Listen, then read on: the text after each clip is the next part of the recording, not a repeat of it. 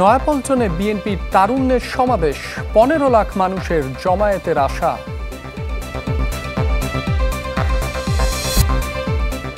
দীর্ঘ কারাবাসের পর মুক্ত জামায়াত নেতা আজহার, বিচারিক হত্যাকারীদের আইনের আওতায় আনার দাবি। নিক্কে ফোরামে অংশ নিতে জাপানে প্রধান উপদেষ্টা, সফরে হতে পারে ৭ চুক্তি ও সমঝোতা।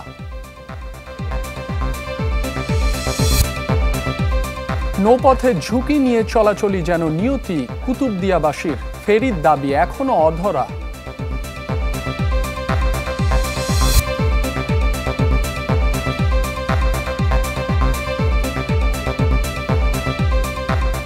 আমন্ত্রণ চ্যানেল 24-এর দুপুর ১টার খবরে। শুনছিলেন প্রেসিডেন্সি ইউনিভার্সিটি সংবাদ শিরোনাম। আপনাদের সাথে আছি মাসুম রাব্বি। আরএফএল গ্যাস্টো এর সায়েন্টিফিক নজল আর ব্রাশ বার্নার খরচ বাঁচায় 25%। রাজধানীর নয়াপল্টনে তারুণ্যের সমাবেশে যোগ দিতে শুরু করেছেন বিএনপির ৩ প্রধান অঙ্গ সংগঠন, ছাত্রদল, যুবদল ও স্বেচ্ছাসেবক দলের নেতা কর্মীরা। খণ্ড খণ্ড মিছিল নিয়ে ঢাকা ও ঢাকার বাইরে থেকে ব্যাপক উৎসাহ উদ্দীপনা নিয়ে সমাবেশে আসছেন তারা। আয়োজক সংগঠনগুলোর আশা, আজকের সমাবেশে অন্তত ১৫ লাখ উপস্থিতি হবে। এর মাধ্যমে রাজনীতির মাঠে নিজেদের উপস্থিতির বার্তা দিতে চায় তারা। দলটির ৩টি সংগঠন গত কয়েক মাস ধরে অভ্যন্তরীণ কার্যক্রমের পাশাপাশি মাঠে সক্রিয় ভূমিকা রাখার চেষ্টা করছে। তাদের মতে তারুণ্যের অধিকার প্রতিষ্ঠা ও গণতন্ত্র পুনরুদ্ধারে এই আয়োজন এক গুরুত্বপূর্ণ মাইল ফলক। ছাত্রদল, যুবদল ও স্বেচ্ছাসেবক দলের তারুণ্যের সমাবেশের খবর জানাতে নয়াপল্টন থেকে যুক্ত হচ্ছেন জুমাতুল বিদা। বিদা, ঘণ্টাখানেকের মধ্যেই সমাবেশ শুরু হওয়ার কথা রয়েছে। জমায়েত কেমন দেখছেন, সব মিলিয়ে জানাবেন।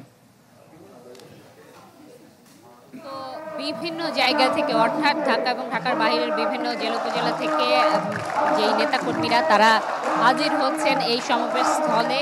যেহেতু আয়োজনটি দুপুরে, তার আগেই নিজ নিজ ওয়ার্ড থেকে, থানা পর্যায় থেকে মিছিল নিয়ে আসছেন যে স্থানীয় নেতাকর্মীরা তারা, এবং তারা কিন্তু নতুন করে আসলে যেই পুরনো ভাবনা সেটিকে দূরে ফেলে নতুন করে রাজনৈতিক বন্দোবস্ত এবং নিজেদের অংশগ্রহণটুকু নিশ্চিতের কথা বলছেন এই রাজনীতির মাঠে। এবং তারা বলছেন যে তরুণদের অংশগ্রহণের মধ্য দিয়ে তারুণ্যের যেই রাজনৈতিক সচেতনতা বৃদ্ধি সেটি যেমন গড়ে উঠবে, একই সাথে তারুণ্যের যেই অংশগ্রহণ এটি কিন্তু রাজনীতির একেবারে প্রথম সারিতেই যাতে নিশ্চিত করা যায় এই বিষয়টিকেও নিশ্চিত হবে। এবং আমরা নেতাকর্মীদের সাথে কথা বলার চেষ্টা করেছিলাম, যেহেতু যুবদল, স্বেচ্ছাসেবক দল এবং ছাত্র দলের প্রতিনিধিরা এখানে উপস্থিত রয়েছেন, তাদের সাথেও কথা বলেছি। তারা কিন্তু বলেছেন যে পূর্বে রাজনৈতিক দলে আসলে যেভাবে তরুণদের অবস্থান ছিল সেটিকে ভেঙে নতুন করে একটি অবস্থান গড়ার কথাই তারা বলছেন, যার মধ্য দিয়ে ৫ আগস্ট পরবর্তী বাংলাদেশে যেই নতুনত্বের কথা বলা হয়, যেই তারুণ্যকে সামনে রেখে এগিয়ে যাওয়ার কথা বলা হয়, এটি দৃঢ়ভাবে অর্জন সম্ভব হবে বলে জানাচ্ছেন তারা। একই সাথে তারা বলছেন যে প্রতিটি ধাপে নিজেদের অংশগ্রহণ সুনিশ্চিত করার জন্য তারা রাজনৈতিক অবস্থানটিকেও আসলে দৃঢ়ভাবে গড়ে তুলতে চায়, নিজেরা সচেতন হতে চায়, অন্যকেও সচেতন করতে চায়, অঙ্গ সংগঠনগুলোকে ঢেলে সাজাতে চায়, যা নতুন করে জাতীয়তাবাদী দলের আসলে একটি মাইল ফলক হয়ে দাঁড়াবে। রাব্বির রয়ে আমাদের আরেক সহকর্মী স্বপ্নিল শাহরিয়ার শিশির রয়েছে নয়াপল্টনের আরও একটি পাশে। আমরা সরাসরি চলে যাব তার কাছে এবং চেষ্টা করব শিশিরের কাছ থেকে জানার যে তার ওখানে কি অবস্থান রয়েছে। শিশির, আপনি যে প্রান্তে আছেন সেখানে নেতাকর্মীরা এখনো আসছেন কিনা, কিংবা নেতাকর্মীরা কি বলছেন? সেই জায়গায় অবস্থান করুন। প্রিয় নেতৃবৃন্দ, আজকের এই তারুণ্যের রাজনৈতিক অধিকার বাস্তবায়নের সমাবেশ ইতিমধ্যে কানায় কানায় পূর্ণ হয়ে গিয়েছে। আজকে স্বেচ্ছাসেবক দল, ছাত্রদল এবং যুবদলের উদ্যোগে যে তারুণ্যের রাজনৈতিক অধিকার প্রতিষ্ঠার সমাবেশ, সেটি আনুষ্ঠানিকভাবে দুপুর 2টায় শুরু হওয়ার কথা। কিন্তু আমরা দেখতে পেয়েছি সকাল থেকে ঢাকা, সিলেট, ময়মনসিংহ এবং ফরিদপুরের যে এই 3 অঙ্গ সংগঠনের নেতাকর্মীরা রয়েছেন তারা কিন্তু জড়ো শুরু করেছেন এবং নয়াপল্টন এবং এর আশপাশে এখন কিন্তু একটি উৎসব মুখর পরিবেশ বিরাজ করছে। আমরা দেখতে পাচ্ছি এই 3 অঙ্গ সংগঠনের নেতাকর্মী যারা রয়েছেন তারা অনেকেই কিন্তু কপালে দলীয় পতাকা, জাতীয় পতাকা পরে এসেছেন, আবার রং বেরঙের ক্যাপ পরেও কিন্তু অনেকে এখানে এসেছেন। কারো হাতে শোভা পাচ্ছে দলীয় পতাকা এবং জাতীয় পতাকা। তারা মুহুর্মুহু স্লোগানে কিন্তু এই সমাবেশ স্থলটিকে মাতিয়ে রেখেছেন। এই উপস্থিত নেতাকর্মীদের সাথে আমাদের কথা বলবার সুযোগ হয়েছে। তারা আমাদেরকে যেটি জানিয়েছেন যে বিএনপির নেতৃত্বে দেশের তরুণ সমাজ একতাবদ্ধ, সেই বার্তাটি তারা আজকের এই সমাবেশ থেকে দিতে চান এবং আগামীর বাংলাদেশ যে তারুণ্য নির্ভর বাংলাদেশ হবে, প্রবীণের অভিজ্ঞতা এবং তারুণ্যের যে মেধা এবং প্রাণশক্তি, সেই প্রাণশক্তির সমন্বয়ে যে নতুন বাংলাদেশ, আধুনিক বাংলাদেশ গড়ে তোলা হবে, সেই লক্ষ্যের কথাই কিন্তু বিএনপির নেতারা এই আজকের এই সমাবেশ থেকে কিন্তু তারা জানাচ্ছেন এবং তারা বলছেন যে বিগত 15-16 বছরে দেশের তরুণ সমাজের অনেকেই তারা কিন্তু ভোটাধিকার প্রয়োগ করতে পারেননি এবং দেশে গণতন্ত্র ছিল না। এই গণতন্ত্র পুনরুদ্ধারের যে যাত্রা, তরুণ সমাজের যে ভোটাধিকার প্রতিষ্ঠার যে যাত্রা, সেই যাত্রায় তরুণদেরকে সাথে নিয়েই তারা এগিয়ে যাবেন, এরকমটাই কিন্তু বিএনপির নেতাকর্মীরা এখানে বলছেন। এবং তরুণদের জন্য আগামীতে বিএনপি যদি রাষ্ট্র ক্ষমতায় আসে তাহলে কি করবে সেই দিক নির্দেশনা এবং আগামী দিক নির্দেশনায় কিন্তু বিএনপির কেন্দ্রীয় নেতারা আজকের এই সমাবেশ থেকে দেবেন বলে আমরা জানতে পেরেছি। রাব্বি। শিশির, আপনাকে ধন্যবাদ। দর্শক, রাজধানী নয়াপল্টন থেকে বিএনপির তারুণ্যের সমাবেশের খবর জানাচ্ছিলেন আমাদের সহকর্মীরা। দেশ জুড়ে তোলপাড় ওয়ালটন ফ্রিজ কিনে আপনিও হয়ে যেতে পারেন মিলেনিয়ার। মুক্তিযুদ্ধকালীন মানবতা বিরোধী অপরাধের মামলায় মৃত্যুদণ্ডাদেশ থেকে খালাস পাওয়া জামাত নেতা এটিএম আজহারুল ইসলাম কারাগার থেকে মুক্তি পেয়েছেন। সকালে মুক্তি পেয়ে তিনি বাংলাদেশ মেডিকেল বিশ্ববিদ্যালয় থেকে বের হন। এ সময় জামায়াতে ইসলামীর নেতা কর্মীরা তাকে স্বাগত জানান। মুক্তি পেয়ে শাহবাগে দলের অনুষ্ঠানে এটিএম আজহার অভিযোগ করেন, মিথ্যা মামলায় ফাঁসির দণ্ড দেওয়া হয় তাকে। এটিএম আজহারুল ইসলামের কারামুক্তির সংক্ষিপ্ত আদেশ আন্তর্জাতিক অপরাধ ট্রাইব্যুনাল হয়ে মঙ্গলবার রাতেই কারাগারে পৌঁছায়। বুধবার সকালে তাকে বাংলাদেশ মেডিকেল বিশ্ববিদ্যালয় হাসপাতাল থেকে দেওয়া হয় মুক্তি। এ সময় ছিলেন জামাত আমির সহ দলের নেতাকর্মীরা। প্রায় 13 বছর কারাবাসের পর মুক্ত বাতাসে নেতাকর্মীদের সাথে সৌজন্য বিনিময় করেন 73 বছর বয়সী আজহারুল ইসলাম। এ সময় শাহবাগ মোড় পরিণত হয় জনাকীর্ণ এলাকায়। শাহবাগ মোড়ে আয়োজন করা হয় শুকরানা অনুষ্ঠানের। জামায়াতে আমির দোয়া চান এটিএম আজহারুল ইসলামের জন্য। যার উপর মৃত্যুদণ্ড দিয়ে যার উপর জুলুম করা হয়েছে, সেই আল্লাহ তাকে বাঁচিয়ে রেখেছেন, সেই মহান রব তাকে আমাদের বুকে ফিরিয়ে দিয়েছেন। আলহামদুলিল্লাহ রাব্বিল আলামিন। আমাদের এই ভাইয়ের জন্য দোয়া করবেন সবাই। বক্তব্যে কারামুক্ত এটিএম আজহার অভিযোগ করেন, শুধু জামায়াতের রাজনীতি করাই মিথ্যা মামলায় জড়ানো হয় তাকে। দাবি করেন, বিচারিক হত্যা যারা ঘটিয়েছে তাদের আইনের আওতায় আনার। যারা আমার নেতা ছিলেন সেই নেতাদেরকে অন্যায়ভাবে হত্যা করা হয়েছে, জুডিশিয়াল কিলিং করা হয়েছে। এই হত্যাকাণ্ডের সঙ্গে যারাই যে পর্যায়ে জড়িত সবাইকে আইনের আওতায় এসে তাদের বিচার করা হোক। 2012 সালের 22 আগস্ট রাজধানীর মগবাজারের বাসা থেকে গ্রেপ্তার হন জামায়াতে ইসলামীর তৎকালীন সহকারী secretary general ATM Azharul Islam. 71-এ মুক্তিযুদ্ধের সময় গণহত্যা, হত্যা, অপহরণ, নির্যাতনের 6 ঘটনায় দোষী সাব্যস্ত হয়ে 2014 সালে আজহারুল ইসলামকে মৃত্যুদণ্ড দেয় আন্তর্জাতিক অপরাধ ট্রাইব্যুনাল। 2019 সালে প্রথমবার আপিল শুনানি করে সেই রায় বহাল রেখেছিল তখনকার আপিল বেঞ্চ। জুলাই অভ্যুত্থানে সরকার বদলের পর আজহারের রিভিউ আবেদনের পরিপ্রেক্ষিতে নতুন করে আপিল শোনে সুপ্রিম কোর্টের আপিল বিভাগ। মঙ্গলবার সেই রায়ে আজহারকে বেকসুর খালাস দেওয়া হয়। হিরণ খান, চ্যানেল 24, ঢাকা। 4 দিনের সরকারি সফরে জাপানে পৌঁছেছেন প্রধান উপদেষ্টা ডক্টর মোহাম্মদ ইউনূস। রাত 2:10 হজরত শাহজালাল আন্তর্জাতিক বিমানবন্দর ছাড়ে ডক্টর ইউনূসকে বহনকারী ক্যাথে প্যাসিফিক এয়ারলাইন্সের একটি ফ্লাইট। প্রধান উপদেষ্টার এই সফরে 7টি চুক্তি ও সমঝোতা স্মারক সই করবে ঢাকা টোকিও। নিকে ফোরামের ফিউচার অব এশিয়া সম্মেলনে যোগ দেবেন প্রধান উপদেষ্টা। এছাড়া দ্বিপক্ষীয় বৈঠক করবেন জাপানের প্রধানমন্ত্রী শিগেরু ইশিবার সঙ্গে। আগামী 31 মে দেশে ফিরবেন অন্তর্বর্তী সরকারের প্রধান উপদেষ্টা ডক্টর মোহাম্মদ ইউনূস। সেলফি আপু, এখন কিছু খাওয়াও। এখন ইভিনিং এর চরম ক্রেভিং, চাই কিছু এক্সাইটিং। মিস্টার নুডলস হয় কুকিং, টেস্টটা হয় amazing. Mister Noodles, amazing taste. Mister Noodles, enjoy the best. Mister Noodles, amazing taste. Mister Noodles, Mister Noodles, Mister Noodles. Sylhet, Sunamganj ও লালমনিরহাট সীমান্ত দিয়ে আরও 120 জনকে পুশিন করেছে ভারত। বিজিবি জানায়, ভোরে সিলেটের জৈন্তাপুরের ঝিঙ্গাবাড়ি ও জাফলং ভ্যালি বোর্ড স্কুল এলাকা দিয়ে 66 জনকে পুশিন করে বিএসএফ। এ সময় বিজিবির একটি টহল দল তাদের আটক করে।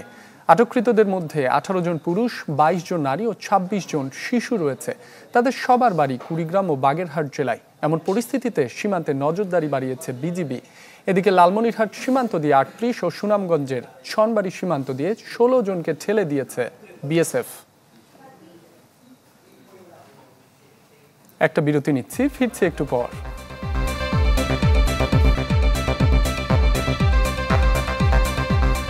বিরতির পর আবারও ফিরলাম দুপুর 1টার খবরে। নৌপথ শুধু যোগাযোগের মাধ্যম নয়, যেন জীবন্ত গল্প, যেখানে প্রতিটি ঢেউয়ের ছন্দে মিশে থাকে জীবনের ওঠানামা। যার জ্বলন্ত উদাহরণ মূল ভূখণ্ড থেকে বিচ্ছিন্ন দ্বীপ কুতুবদিয়ার 2 লাখ মানুষ। এখানকার মানুষের নিরাপদ যোগাযোগ ব্যবস্থা আর ফেরি চালির দাবি এখনও অধরা। দ্বীপ অঞ্চলের সমস্যা ও সম্ভাবনা নিয়ে আশরাফুল আলম আকাশের ধারাবাহিকের আজ দ্বিতীয় পর্ব। ক্যামেরায় ছিলেন সবুজ হোসেন। কুতুবদিয়া দ্বীপ সমুদ্র বেষ্টিত এই জনপদে নানা চ্যালেঞ্জের মাঝে বয়ে চলে প্রায় 2 লাখ মানুষের জীবন প্রবাহ। জীবন জীবিকা, চিকিৎসা কিংবা শিক্ষার প্রয়োজনে দ্বীপবাসীকে ছুটতে হয় কক্সবাজারে। কিন্তু 5 কিলোমিটার সাগর পথের যাতায়াতে নেই কোনো নিরাপদ বাহন। তাই ঝুঁকি নিয়ে পারাপার করতে হয় স্পিডবোট কিংবা ড্যানিশ বোটে। সমুদ্রকন্যা কুতুবদিয়া প্রত্যন্ত অঞ্চলটি প্রায় 2 লাখ বাসিন্দা এখনও পিছিয়ে আছে যোগাযোগ ব্যবস্থায়। তাদের পণ্য পরিবহন সহ যাতায়াতের একমাত্র মাধ্যম এই নৌপথ, যা বর্ষাকালে হয়ে ওঠে আরও ভয়াবহ। বর্ষাকালে আমাদের নদীর সমুদ্রে উত্তাল ঢেউ হয়ে যায়, পারাবার বন্ধ হয়ে যায়। বাইরে যাওয়ার জন্য যখন বের হই আমরা খান্না ছাড়া কোনো উপায় নেই, যে ব্যথা বেদনা আমাদের যাতায়াতের জন্য অনেক লোক কষ্ট পায়। অনেক ডেলিভারি রুগীরা আছে, এই ওখানে পার হয়ে যাবার সময়ও এই গুড়ের মধ্যে কি হয়ে যায়, ডেলিভারি হয়ে যায়। একে তো নিরাপদ নৌ পরিবহনের অভাব, তার উপর জরাজীর্ণ দশায় পেকুয়া উপজেলার মগনামা জেটিঘাট, যেটি কুতুবদিয়ায় যাওয়ার প্রধান যোগাযোগের মাধ্যম। একমাত্র সেতুটিরও সবগুলো পিলারে ফাটল ধরেছে অনেক আগেই। এমন নরবরে সেতুকে আরও ঝুঁকিপূর্ণ করে তুলেছে প্রায় ভেঙে পড়া রেলিং। প্রাণের ঝুঁকি তো বটেই, ঠিকমতো পণ্য পরিবহন করতে না পারায় বাড়ছে নিত্যপণ্যের দাম। তাই নতুন জেটি নির্মাণ সহ ফেরি চালুর দাবি স্থানীয়দের। জেটি কোনো মেরামতের কোনো ব্যবস্থা নাই, সব ফেলিয়ার নিচের সব ফেটে গেছে। ফেরিটা হচ্ছে আমাদের কুতুবদিয়াবাসীর প্রাণের দাবি। রুগী পারাপার থেকে শুরু করে বিভিন্ন প্রয়োজনীয় কাজে সময় মতো পারাপার করাটা আমাদের জন্য খুব বড় একটা চ্যালেঞ্জ। এই পরিস্থিতিতে কুতুবদিয়ায় যাতায়াতের জন্য শিগগিরই সি ট্রাক অথবা ফেরি চালুর কথা বলছে জেলা প্রশাসন। আমরা সরকারের দৃষ্টি আকর্ষণ করেছি। আমরা আশা করছি আগামীতে একটি ভালো সুখবর কুতুবদিয়াবাসীর জন্য আমরা পাবো। যেটি ঘাটটি আছে সেটি পুনর্নির্মাণের জন্য আমরা প্রকল্প হাতে নেব। তবে এই আশ্বাস কতটা সত্যি হবে তা জানা নেই যুগ যুগ ধরে অবহেলিত কুতুবদিয়াবাসীর। আশরাফুল আলম আকাশ, চ্যানেল 24, কুতুবদিয়া, কক্সবাজার। এবার সেনোরা সৌজন্যে ওয়ার্ল্ড মেনস্ট্রুয়াল হাইজিন ডের খবর।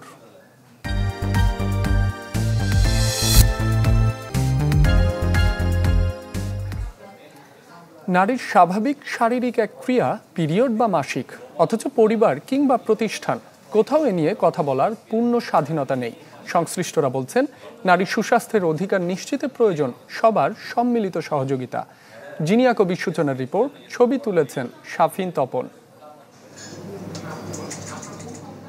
ইসরাত 30 পেরোনো এ নারী কাজ করেন রাজধানীর একটি বেসরকারি সংস্থায়। কাজের প্রয়োজনে প্রায় তাকে থাকতে হয় অফিসের বাইরে, কিন্তু মাসের বিশেষ কয়েকদিনে অর্থাৎ পিরিয়ডকালীন সময়ে তার উপর ভর করে এক শঙ্কা। এ আতঙ্ক অন্য কিছু নয়, শুধু পরিষ্কার পরিচ্ছন্ন টয়লেট সুবিধা না পাওয়ার। বাইরে যে কোনো জায়গায় তো আসলে টয়লেট যদি পরিষ্কার না হয়, সেখানে যেহেতু আসলে এই কাজগুলো করা একদমই ডিফিকাল্ট। এই জিনিসটা আমার একটা নির্দিষ্ট জায়গায় ফেলার মতো, সেটাও আসলে কোথাও পাওয়া যায় না। তখন দেখা যায় যে অনেক ক্ষেত্রে মানে এটা কি করব এই চিন্তা করেই দেখা যায় যে চেঞ্জ না করেই আবার মানে চলে আসতে হয়। মাহিন মাসিক চলাকালীন অফিসে তেমন অসুবিধায় না পড়লেও ছুটিতে বাড়ি যাওয়ার সময় পথে বেশ ভোগান্তিতে পড়তে হয় তাকে। আমরা যদিও জানি যে 6 থেকে 8 ঘন্টার বেশি একটা প্যাড পরা উচিত না, এতে করে ব্যাকটেরিয়াল ইনফেকশন হয়, বাট স্টিল আমরা চাই বা না চাই, যতই জানি আমাদের লং জার্নিতে বা অফিসের টাইমে কোনো একটা ওয়ার্কশপ চললে আমাদের 8 ঘন্টার বেশি সময় একটা প্যাড পরে থাকতে হয়। শিক্ষিত কর্মজীবী নারীদের যখন এ অবস্থা, তখন স্কুল কলেজ থেকে শুরু করে অন্য নারীদের এ সময় সংকট আরও বেশি। একটা মেয়েকে শারীরিকভাবে তার প্রজনন স্বাস্থ্যকে যদি আমরা ছোটবেলার থেকে যত্নে রাখতে চাই, প্রথম দরকার হচ্ছে আমাদের একটা সুষ্ঠু মাসিক ব্যবস্থাপনা। এর সাথে কি জড়িত? আমার অর্থ জড়িত, আমার কিছু পরিষ্কার পরিচ্ছন্নতা জিনিস, আমাদের সচেতনতা, হ্যাঁ, এই বিষয়গুলো আমাদের জড়িত। তাহলে এইগুলো সব এনশিওর করলেই একটা মেয়ে কমফোর্ট পাবে। ক্যান্টারের 2024 সালের হাউসহোল্ড পেনিট্রেশনের গবেষণা বলছে দেশে বর্তমানে মাত্র 17.4% নারী স্যানিটারি ন্যাপকিন ব্যবহার করেন, যার অধিকাংশই রাসায়নিক সুগন্ধিযুক্ত। এ কারণে 97% নারী কোনো না কোনো সময় সার্ভিক্যাল ইনফেকশনে আক্রান্ত হন। মাসিক চলাকালীন সময় তো রক্ত আসে, তো রক্তের পিএইচ আমরা জানি অ্যালকালাইন, কাজে ওই সময় কিন্তু এমনিই প্রজনন তন্ত্র একটু ভালনারেবল থাকে।